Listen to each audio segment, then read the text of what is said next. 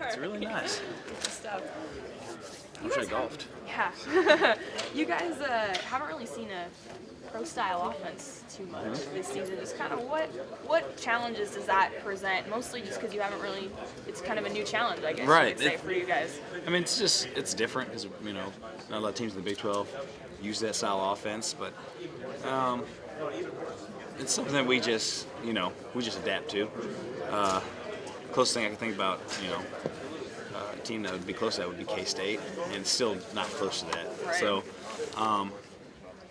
they got a powerful offense. They got really good offensive linemen, and it's a different kind of mindset you got to go into the game with. You got to be a bit more aggressive with it, and then just really get after them. You can't really sit there and scheme for too long. You just got to get out there and play. Is that, you mentioned them running the ball that much. Is that what's been most surprising about their scheme when they do have someone like Andrew Luck that can throw the ball pretty good? Yeah. Like I said before, I watched any Stanford anything, I figured they would throw the ball a lot because all I ever heard about was Luck. And then once I started watching, I was like, oh, they run the ball more, if not I actually evenly. think they do actually run a couple more times per game. And then I started thinking about it. I was like, well, that would make. I mean, that would be the reason why he's got such good numbers, because you can't really tell. You can't like tech. You're gonna go in there and first down, second down, third down. It's probably gonna be a pass. Right. It's not like that. They run the ball a lot, and they're happy with getting 3-4 yards with it, and then coming in with a boot or a power or power boot or a power pass and catch you off guard. Kind of on the flip side, the Stanford offensive coordinator, when he was just in here, was saying how it's kind of hard to prepare for your defense because you faced so many spreads, and he's like, I'm really not sure what they're going to throw at us. So is that just kind of part of the chess game, and then like you said, kind of schemes eventually get thrown out, and you kind of just got to go play. Exactly.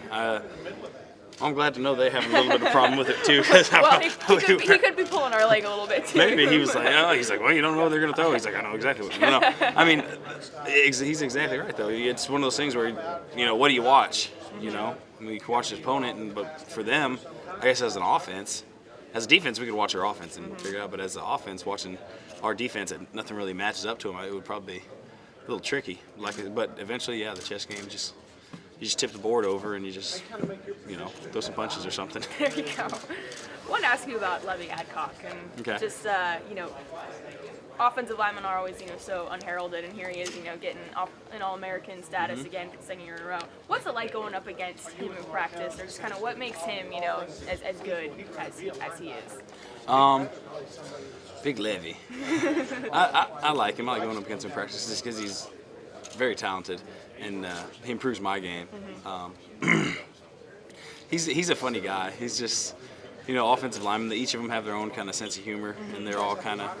But I mean, he's so big, and he's quick. He's quick-footed. He's really tough. He's really tough to go up against. And then at the same time, once he starts leaning on you, he's heavy as all get out. Once he starts pushing on you, man, it could be a long day if you don't, if you didn't pack your lunch and come ready to play. But he's a great guy. I wonder if he's going to cut his hair. Yes, I was going to ask you about that. Do you think he'll ever cut his hair? Other than that, I think he said he might cut it after this game. Oh, so okay. I'd be interested to see what it looks like. He seems like he's a little character and kind of a different personality. So how would you kind of just describe him? He's a country bumpkin. There you go. That's what he is. That's exactly what he is. But, he's a good guy. So I like him. Yep. You feel pretty good about the preparation so far for this offense, because now, I've had a chance to look at the DVDs. I mean, they really are different from anybody you've seen this year. They really are. I feel a lot more comfortable with it now, and figuring out, kind of scheming a little bit. Because before, when we first started looking, I was just like, whoa, man, we don't even have a name for some of this stuff. It was just these five-man sides and things like that, and getting lined up and stuff. And as a D line, you really got to get lined up and in your gap, because you get misaligned and get an open gap somewhere, and linebackers aren't there because you're supposed to be there, and just you get gashed for 20, 30 yards, and that definitely can't have that happen. So I feel a lot more confident with it, but at the same time, it's still I expect to see something new. I don't expect to go there and have it figured out already. So you got to just play on the fly. I'm curious. Your defense is going up against the guy who's going to be probably the #1 pick in the NFL draft. What do you think of that challenge? I think it's just a great opportunity. You know, you don't get that chance very often, and you just got to take advantage of it. Well, this Stanford team they love to just grind the ball on the ground, and that hasn't been your team's strong suit this year. What do you think of that? I mean, what do you think of your chances of stuffing their ground game? You know, I think it's a good challenge. You know, we know they're going to come at us like a heavy run game. They got big backs and big linemen, and it's just gonna come to effort and giving it to them and not letting them control the tempo and the momentum of the game.